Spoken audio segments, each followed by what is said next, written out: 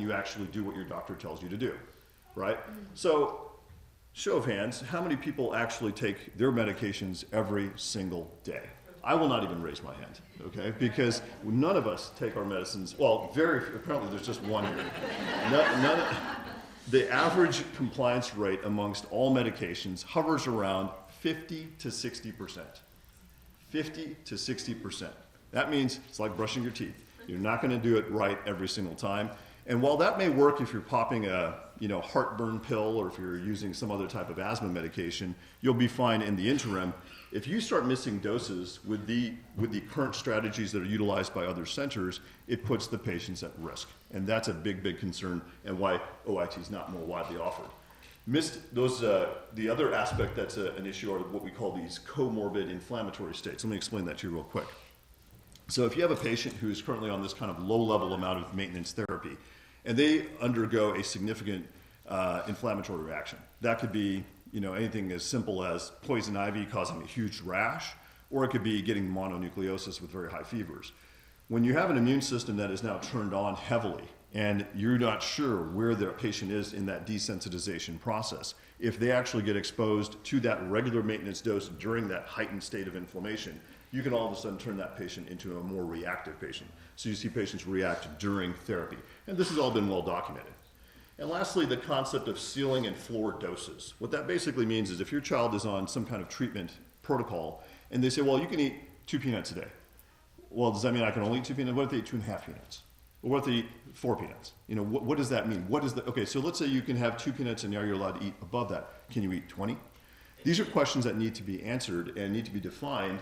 And at this center here, we clearly define these. And we're able to give people a lot more flexibility and freedom in the amount of food exposure and so forth. So there are a lot of long-term questions that often dissuade other allergists from trying to pursue this and other university settings from trying to pursue this as well.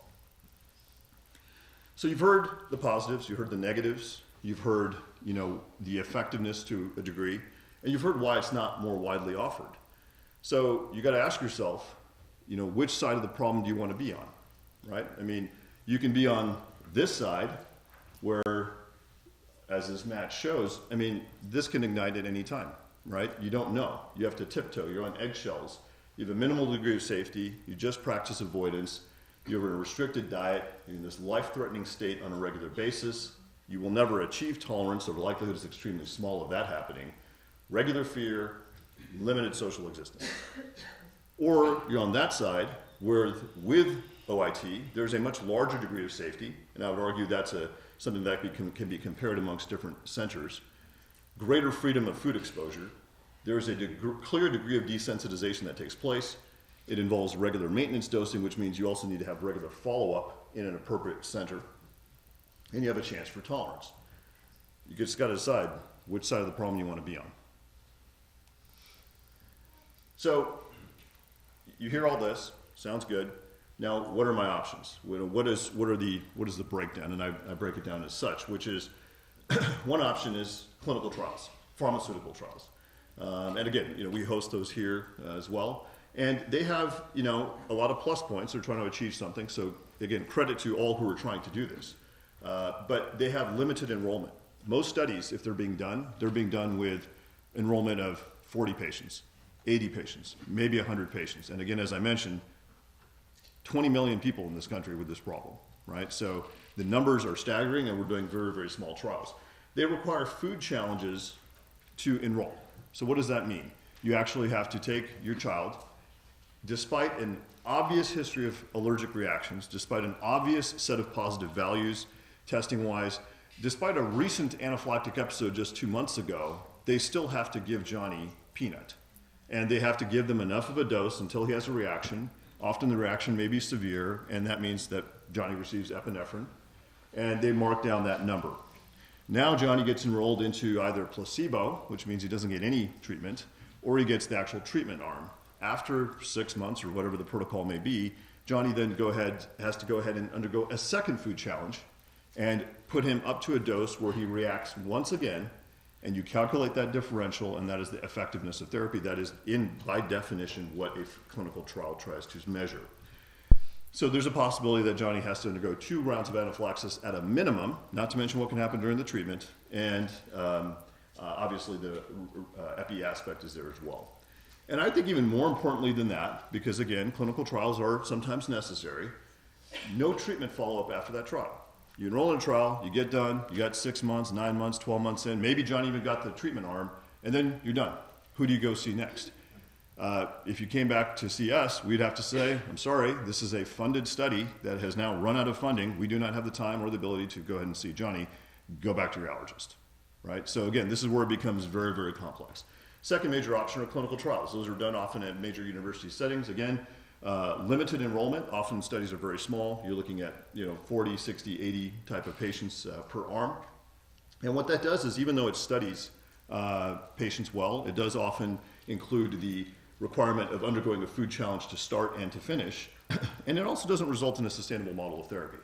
Again, there have been many universities nationwide who've attempted to develop these types of trials and therapies, and yet most of them are either gone or shrinking, or it's becoming less common to see these types of trials. Number 3 is the private practice world. And again, these are protocols that are out there that are adapted by allergists, and they are highly variable. Some are doing some things, some are doing other things, and they have different protocols and different goals, which again are not published or made clear. Frequent visits are present, typically weekly visits, once a week. And again, this center here, we are able to typically see our patients every 4 to 6 weeks. We are able to finish 1 food on average, typically every 4 to 6 weeks.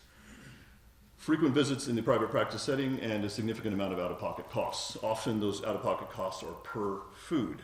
And again, I've seen probably 3 dozen plus or more just in the last year patients who have been to other programs in this setting, and I have, that is the information I received back from them.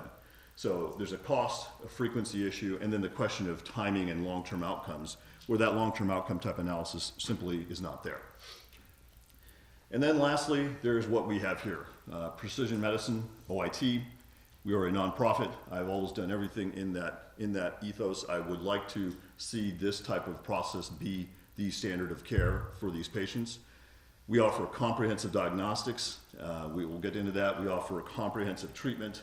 And again, I'm most proud of our very minimal side effects. Our side effect profile is absolutely outstanding.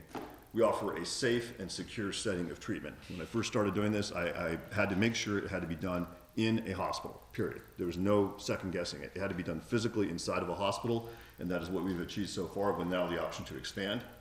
Efficacy has to be there, and the success has to be there, and we should mitigate cost. This should not have to be something that is extremely expensive. We try to find the best options towards that angle as well. And long-term follow-up of patients is necessary. Patients should not be abandoned.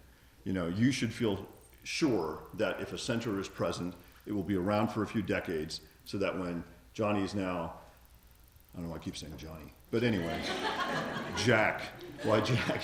Jack needs to have the opportunity to come back and follow up for decades to come. That is the right thing to do. So amongst all of these models, again, what I believe we've developed here is a sustainable model, a model that can actually last a while. We've already been doing this for a long time, and now we have an option to expand this out. So I often get asked, why do I do this? And for those of you who know me, I have a lot of board certifications. I'm a pulmonologist as well. And what I tell folks is, it's a purely personal decision. I have 5 boards. I treat all kinds of patients. My first love was always lung diseases and lung transplantation and those types of severe, rare lung diseases.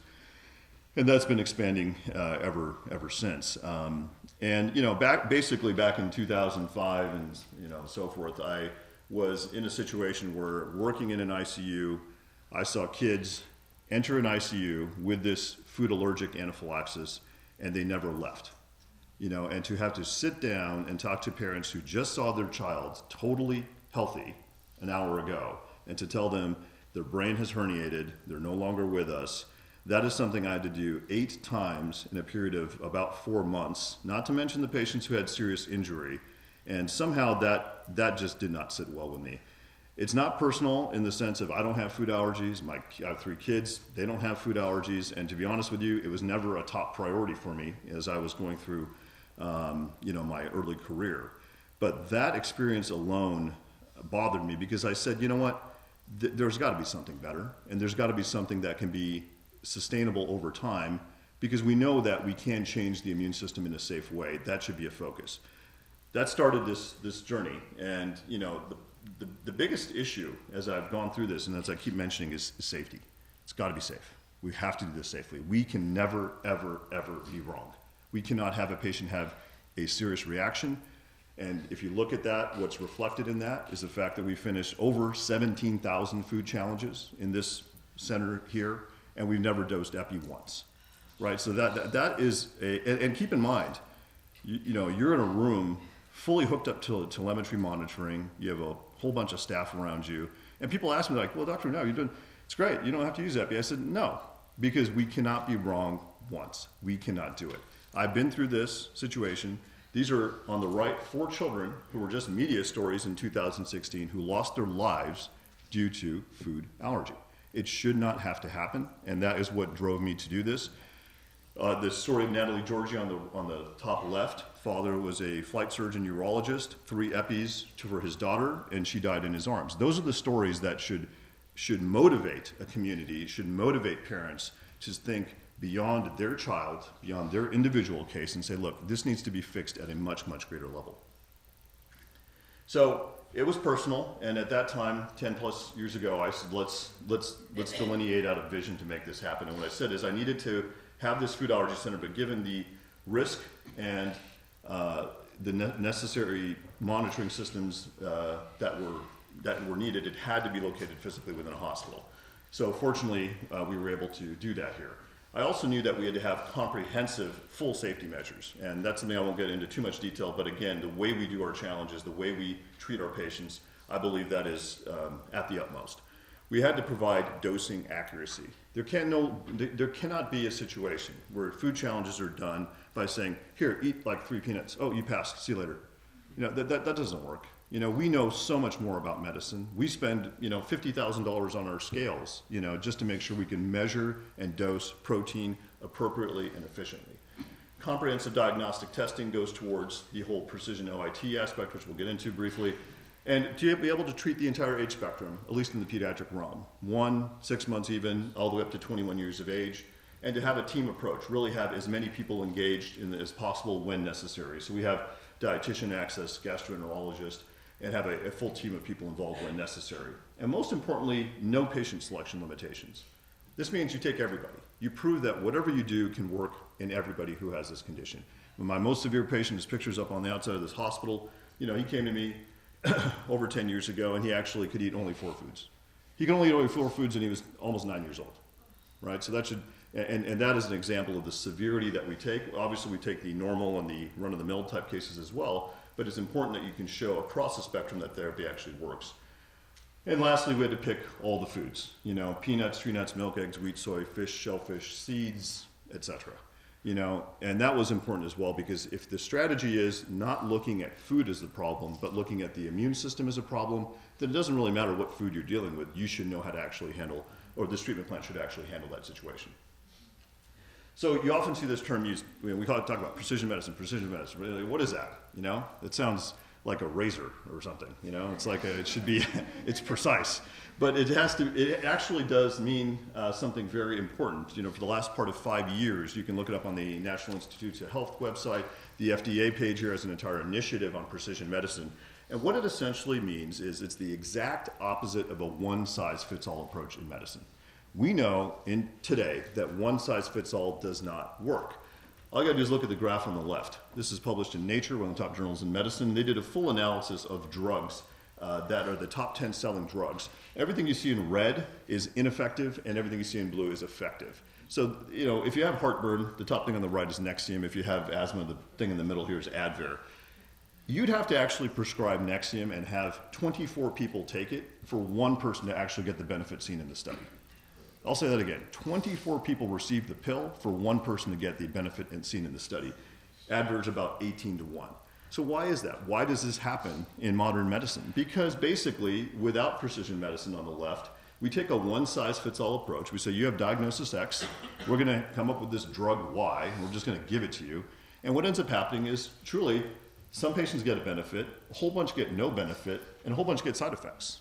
Because we're trying to label patients as having a singular diagnosis.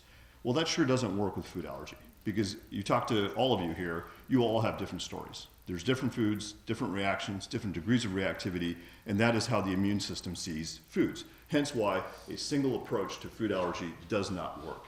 If you actually do it with precision medicine, you use biomarker testing. The biomarker testing is able to actually study how these patients react to foods, and then you design specific protocols for them that work. The NIH, again, and the FDA find this to be very, very important. The biggest challenge they have for them is, how do you study that well? How do you study it if you can't do it in a clinical trial? If you don't have a one-size-fits-all box, how do you do that? We are actually designing those studies and have already presented some of those at major conferences. So as I designed this process of precision medicine immunotherapy and started to get my feet on the ground with this whole process in the late 2000s, I was fortunate enough to meet these folks, the Gallegos family, who actually were treated by me and then funded what was the initial grant that built this center. Starting in 2011, things started to move, and then after that, it got very, very busy. That's why if you ever called back then, the wait list was short, and now if you call now, the wait list is very long. But fundamentally, these folks, without their help, without their dedication to this community and this cause, it would not exist, period.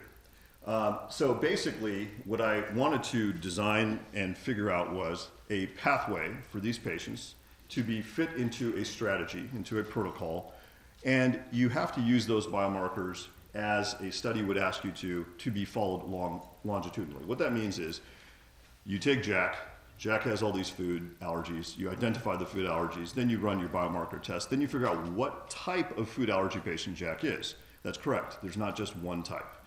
You figure out what type of food allergy patient Jack is, and then you go ahead and pursue treatment based on those results. And then you follow Jack over time, and not only do you follow his clinical outcomes, meaning can he actually eat the foods at high doses, but does he actually eat them less frequently and not develop any reactions? You also do it at a molecular level. You continue to follow those biomarkers over time, and you ensure the immune system has changed properly along with the clinical setting. That is precision medicine. That's how you can assure that your child over time gets the impact that is necessary.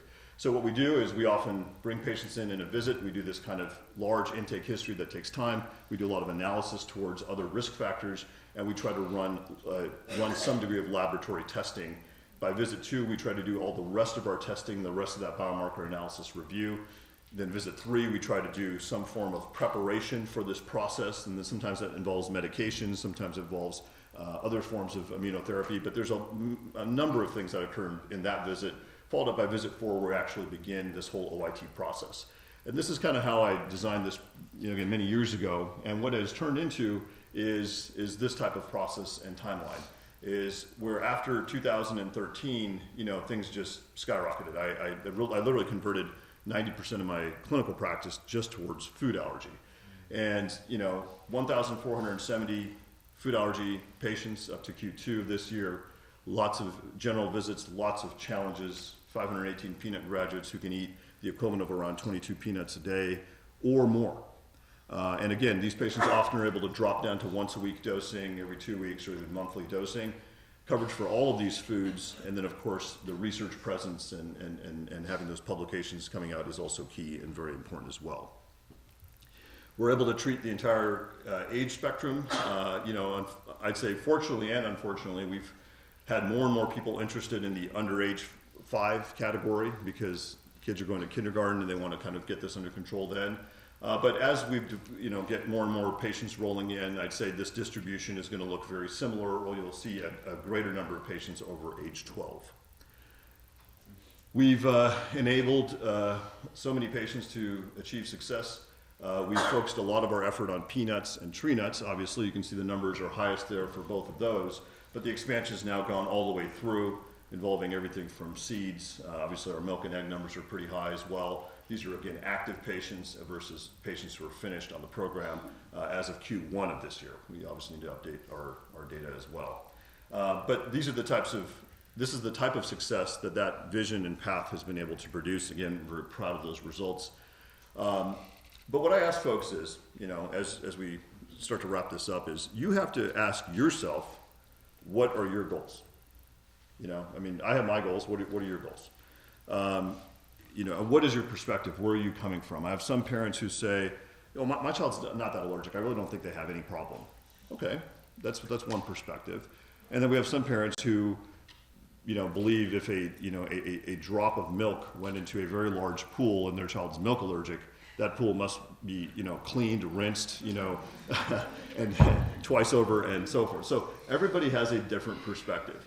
So you have to ask yourself, what is your goal? Do you want what's called bite-proof protection, which means if you have a minimal amount of protection and your child bites into a food, if they just spit it out, hopefully they have minimal to no reactions? Is it daily exposure to a small amount of that allergic food, so that it's just minimal symptoms, minimal amount of symptoms, hopefully, but they can never eat above that?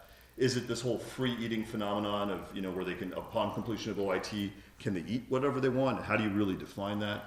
Is it small daily allergic food exposures, hoping that maybe a drug will pop up in the next 10 years or maybe some other therapy will be invented? Or is it to help the anxiety of your child? I tell you again, this is something I've definitely learned to respect over time, is how anxious these kids can be and how it's so important that we fix this problem because of that one issue. Is it to reduce school or college risk exposure? You all know the data is very strong that even your most compliant patients in high school, as soon as they go to college, they don't take their EpiPens, risk of reactions goes way, way up. That's always obviously a major concern. Understanding that OIT is not a cure, every patient and family must, essentially arrive with their different expectations. So then you got to understand my expectations, right? This is Dot. She's my patient. She just turned 3. She is very cute. I treat her and her sister. She is allergic to wheat, milk, eggs, peanuts, walnuts, pecans. There's a nice long list. And so for the longest time, she couldn't ever eat much of anything. And so just before she turned 3, she got to go eat her first pizza outside, deep dish pizza. And the cool thing is, she got to eat it, and she got to eat whatever she wanted, any amount of it. I'm sure she didn't eat that whole thing. But the point is, that is what is cool. That is what I want to see for these kids. They need to be in a place where they can just do what is normal. So my goals are very clear: safe, efficient, speedy, precision OIT. Safety must be number one. I cannot stress that enough. That will never change as long as I'm at the helm of this. Efficiency is key. You don't need to have weekly visits. You don't need to have every 2-week visits. There should be a way to do this right with every 4 to 5 week visits. It can still be done in a speedy process where foods are finished on a month to month and a half type basis. Some foods will take a little bit longer, but I hear about programs that take years to finish kids on one food, and I've just simply not seen that to be an issue. A comfortable experience for your child. I really put a lot of priority on this because, again, as Greg mentioned, this is something that these kids, they look at you and they look at me. And then in the end, if they've had a good experience and they even have a little bump in the road, a mild stomach ache, maybe they got one tiny hive, if I tell them it's going to be okay, there's that trust that has been earned over that time. We need to keep costs as low as possible. As I mentioned, the Gagos grant, which funds this center, is going to run out in about 3 years. And as I tell folks, it is not because I'm being paid. In fact, I get paid nothing out of the grant. So, this is one of those things where we have to find a sustainable model, but the costs have to be offset because just billing alone does not cover the cost of this form of therapy if it's done right. But we can still find a way to keep it low. Maintenance food dosing has to be once a week or twice a month or less. We have to find a way to make dosing large enough that it actually induces the immune system to stay in the right place in a state of heavy desensitization or early tolerance, but it has to be infrequent enough where you can guarantee your child is going to eat it. It's just that simple. Because, if your child's 18 and they're in college and you have to Skype them and say, look, I'm sorry I have to insult your intelligence, but you need to eat that cup of peanuts in front of me right now. And then you have to worry about doing it for 2 or 3 or 4 weeks again, because the rest of the time they're eating whatever they want. They get to do whatever they want. That is the degree of security of what term I've coined, which is dietary tolerance. The average American, The average U.S. American, whatever that means, is somebody who I almost trumped that one. The average the average American eats peanuts about 6.7 times a week. Almost every day they're eating a serving of peanuts. That's the world that you guys aren't in, right? But that's everybody else.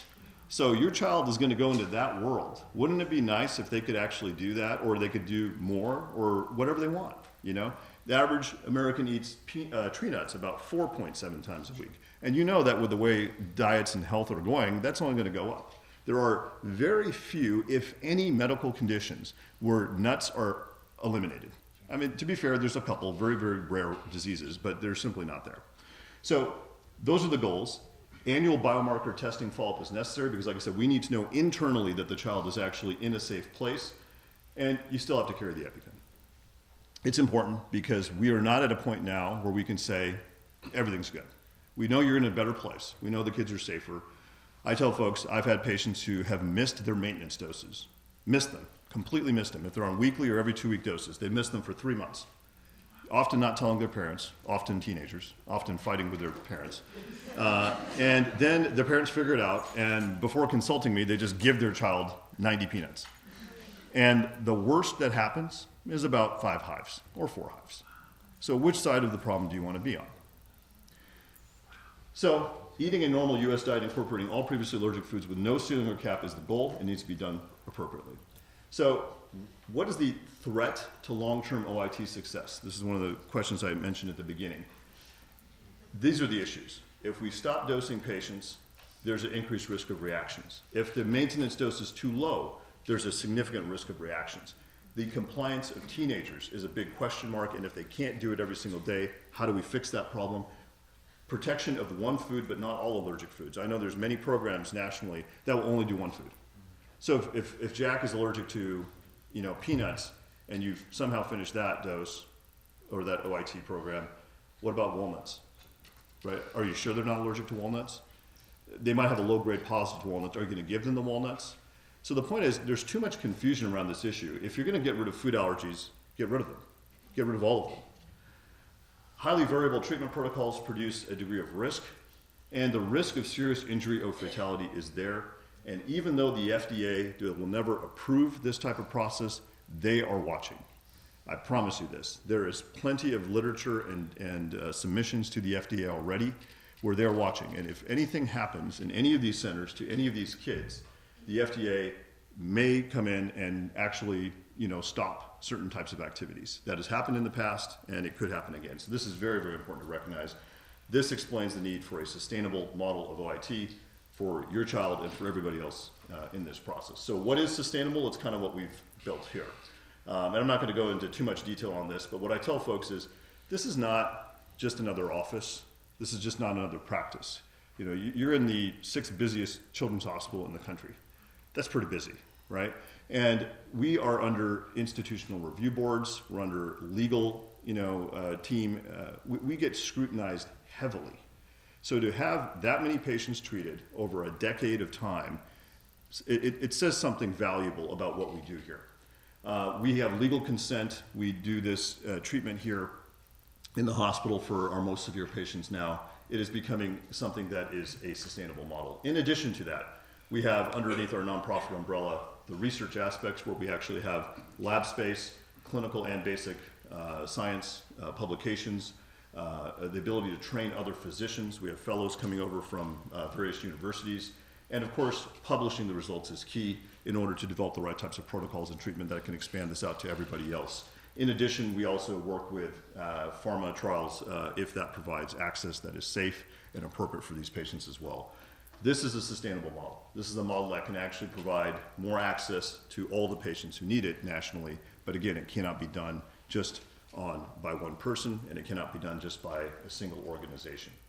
So why we need support, why we need your support, is because if we're ever going to see a true end to this problem, this precision medicine form of therapy, even though it has the success, it needs to have access. It needs to be expanded. It needs to have safety be maintained. It needs to have efficiency be reached on every single patient the cost must be kept low and reasonable, and long-term outcomes must be monitored. That is incredibly important.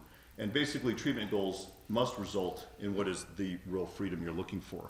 And while this, sounds great, if it's done right, the end is in sight. You can see it. But if it's not done right, like I mentioned, there are threats on the other side as well. So it requires a deep look into what you're trying to achieve with this process. I think it's important that you recognize, if you decide to come here, that this is much of our philosophy. This is what I believe in. This is what I've tried to build this organization around. It's very unique. It's very different. It's taken a lot of time and effort and graying of hair, things like that. But again, the success is something I'm extremely proud of. So, we are reorganizing our structure, as you saw, as the nonprofit, trying to organize a food allergy specific arena underneath our larger nonprofit. It will be termed this. We'll send out more information as in the next number of months. But we want to restore this hope through precision medicine. This is something that can be done. And I thank you for your time. I know it's a lot. It's a lot of information. I know it's a stressful journey for you, and you have a lot of questions.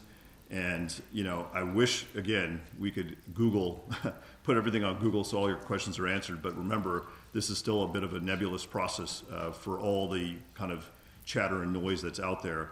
But as this program grows, as you support this type of program, those kind of questions will be answered more clearly. And not only does that benefit your child, it benefits everybody else in this community. So I will let Katie take the mic for a sec.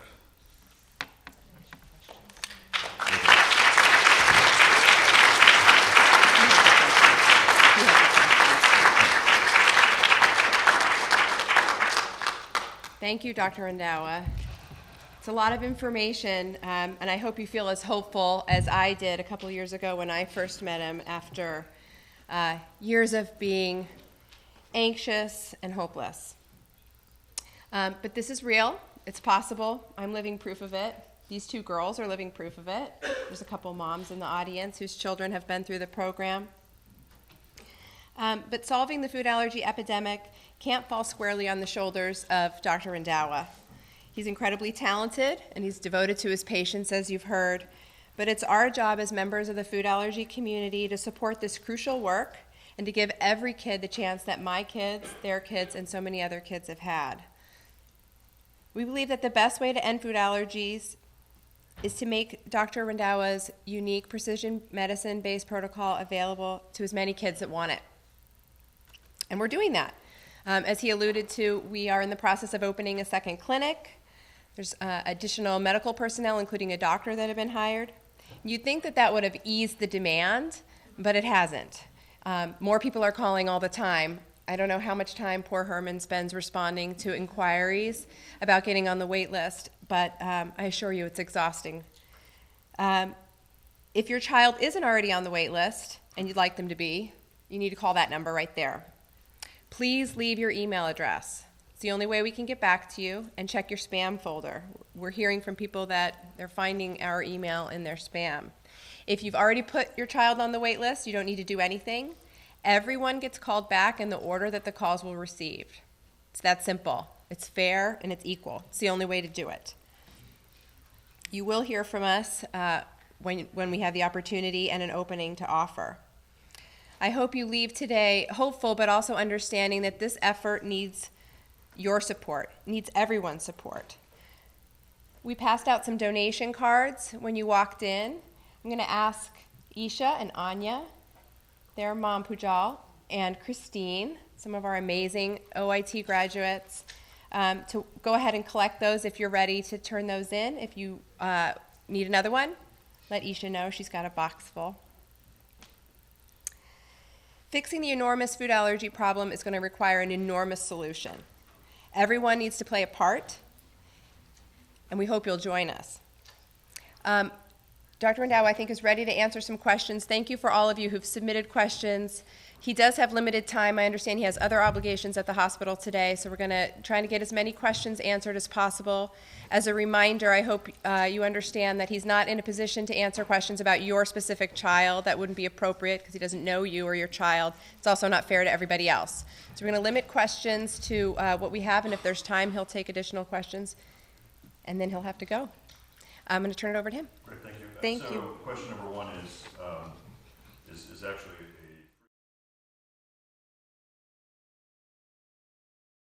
OIT. Well, so again, the fair response to that is we don't know how many significant, negative events have occurred because this is being done in many places where it's not documented. Right? There's not a reporting system up. There were fatalities in forms of allergy, food allergy treatment in the 70s. That involved injectables. That was in the 70s. And then in the 90s, again, it involved injectables, meaning injectable food antigens, and that's why things stopped. And then again in 2005 and 6, there was, during a trial, a fatality. So the answer is yes on that question. This is why we need to take this very seriously.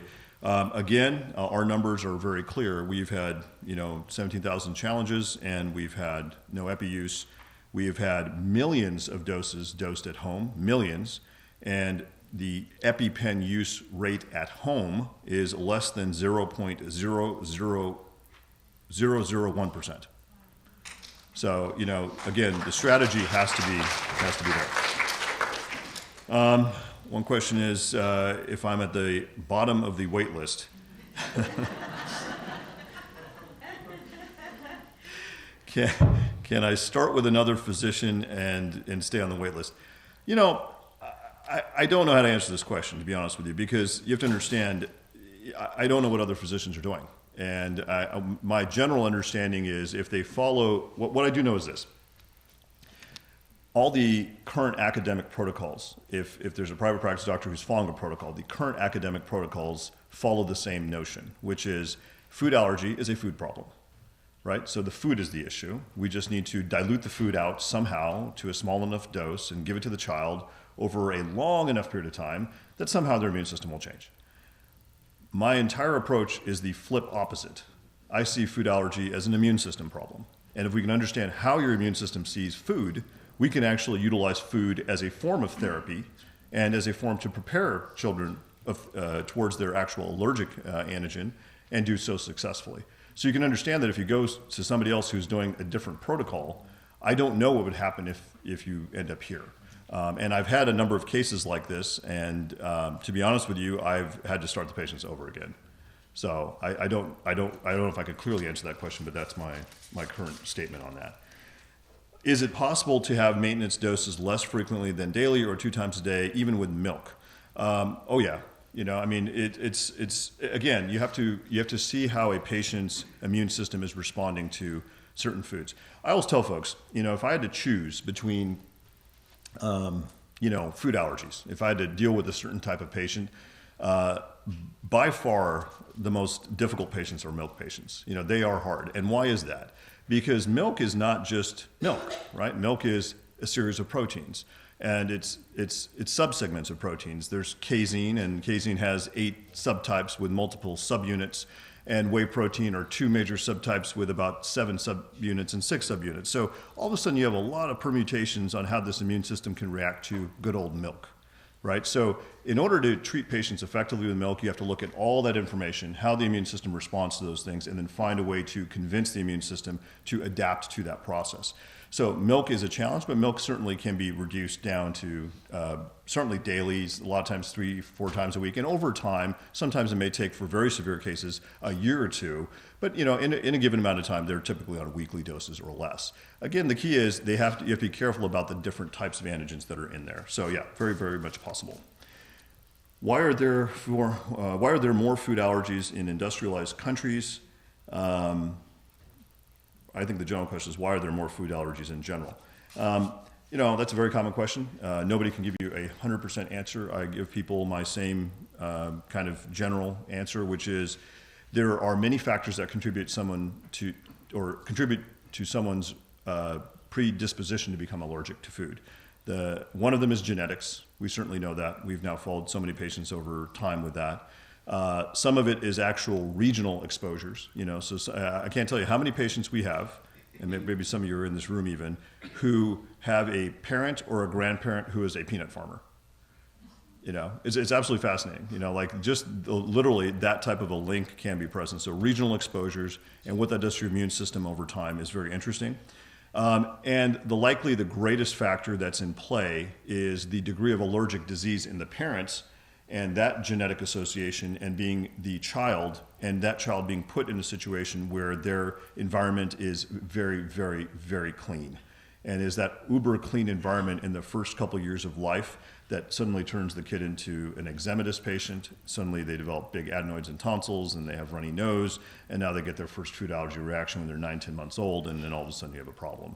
So there's a lot of mixed factors in play, but I call it the urbanization of America, where the vast majority of people now are living near or urban or suburban areas. What that means is they're no longer getting exposed to all the things that were out there in the rural environment, and it's those same branches of the immune system that actually combat food allergy. So it's balance. It doesn't mean you go home and buy a cow, but you might want to do that. So after successful treatment, how do you know they have achieved tolerance as opposed to being desensitized? So we have, I would love to tell you we have a single test that tells you, Ching, you're tolerant, right? It's unfortunately not that simple. But what we do is if you want to know why I tend to push people to very high doses of food, right? And even again, it may sound like a lot of food, but 70 peanuts is not that much food. It's a half a cup. I mean, if you hang out in a bar, I mean, a typical guy's going to eat, that many peanuts, right? So it's not like that hard to do that. But it's actually very important because we can use clinical exposures as a testing ground or a stress test for tolerance. And then we use blood-based and other biomarkers to know that they're shifting into a early tolerance state. What is the true definition of tolerance? True definition of tolerance means all your blood markers are 0, and then you basically take that patient and say, okay, you are no longer going to eat peanuts, even though you've been eating it and you're in a great place now, you're going to stop eating peanuts for a year. You have to completely avoid it, and then we're going to recheck your numbers and challenge you to food again. Now, who's going to do that? If you put all that effort into doing this, your goal is to have dietary tolerance. You want to have your kids be able to eat what they want on an irregular basis, some days this, some days that, some days nothing, and be able to ensure that their numbers achieve the same effect at that level. But I don't believe anybody's going to sign up for a study. If I'm still doing this 10 years from now, maybe I'll run that study. But that is the true definition of tolerance. So it's a complex thing, but we do it both at a clinical level and at a molecular level. What is the risk of developing EOE? We have treated over 100 some odd patients with EOE utilizing a similar approach, precision medicine, different approach treatment-wise. So we are not concerned about the development of EOE. We actually treat the EOE patients. I cannot think of a single patient who has developed EOE during this process. Obviously, unless it's subclinical and we're just not seeing it, but otherwise we've not seen that. When will this become the standard of care? Well, I mean, for 100 years, the standard of care has been the exact opposite. I don't know how many years it's going to take. This is the goal is to provide access to everybody who needs it. In order for that to happen, it requires you. It requires a community of people to get behind this. It requires appropriate development of the sustainable model. It requires medical education. It requires the funding of technicians, diagnosticians, better laboratory experiences. You've all had bad laboratory experiences. All of that needs to get better and better, and then you will see the change happen. You will see it become a standard of care. But it's got a lot of work, but we're on the verge of building the first sustainable model that has been out there. I mean, every other center that is out there is not growing. And it's not growing because of the same issues I mentioned in this presentation. So again, it can get there, but it requires much more assistance than what I can provide alone. So those are my questions. Unfortunately, I have to go. So there's a few more comments from Katie, perhaps, or anybody else. But again, I'd like to thank you for your time, and you know, hopefully we will be seeing you as this process moves forward. Good luck to you.